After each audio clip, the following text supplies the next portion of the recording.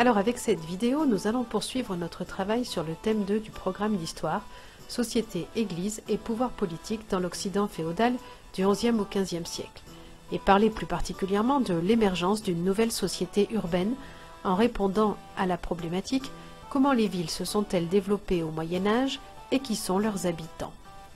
Pour parler de ce sujet, nous allons nous intéresser à la cité médiévale de Carcassonne. Magnifique cité, elle est inscrite au patrimoine de l'UNESCO. Il s'agira de travailler la séance 1, je découvre les villes du Moyen-Âge à travers cette vidéo. Tu peux en noter le titre, la problématique et le titre de la séance. Alors pour commencer, découvrons que les villes au Moyen-Âge sont en pleine croissance. Un certain nombre de changements au Moyen-Âge sont en cours, notamment les grands défrichements qui ont transformé l'Europe entre le Xe et le XIVe siècle, mais aussi les différentes innovations agricoles, comme par exemple l'assolement triennal, ou encore le recours au cheval et au collier d'épaule, à la charrue à roues et à soc de fer. Tout cela a permis une augmentation de la population occidentale entre le Xe et le XIVe siècle, dont les villes bénéficient également, comme tu vas pouvoir le découvrir au travers de l'exemple de Carcassonne. Dans ces comtés et ces duchés, comme partout en Europe, les villes connaissent une véritable renaissance. Elles deviennent de grands lieux d'échange qui attirent une population de plus en plus nombreuse.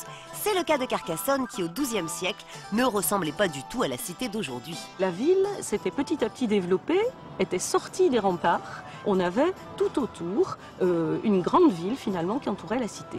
Et on a jugé utile à un moment donné, pour des raisons d'insécurité, de l'entourer elle-même de remparts. À cette époque, on estime que la cité et ses bourgs accueillaient entre 5 et 10 000 habitants. Avec ses nombreuses échoppes, ses foires et ses marchés, Carcassonne était alors une grande ville commerçante. Alors vous l'avez compris, tout autour de la ville initiale entourée de son enceinte, avec son château comtal et sa cathédrale, se développent des faubourgs qui s'entourent eux-mêmes d'enceintes pour protéger leur population des éventuelles attaques. Cette population en croissance suppose l'installation de nouveaux équipements collectifs, comme par exemple des fontaines, ou bien des puits, ou encore des halles couvertes pour accueillir les marchés.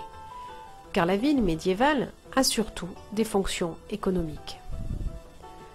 En effet, au Moyen-Âge, la ville est avant tout un centre de consommation, comptant de nombreuses boutiques, devant lesquelles les marchands exposent leurs produits sous des auvents. Ce sont aussi des centres de production. Dans leurs ateliers, les artisans fabriquent et vendent. De nombreux métiers, les drapiers, les teinturiers, les boulangers, sont souvent regroupés en quartiers et organisés en corporations, c'est-à-dire en associations de marchands ou d'artisans de la même activité. Au Moyen-Âge, les villes sont aussi des centres d'échange. De nombreux marchands parcourent l'Occident, se déplaçant de ville en ville pour acheter et revendre leurs marchandises, notamment dans les grandes foires comme celle de Champagne.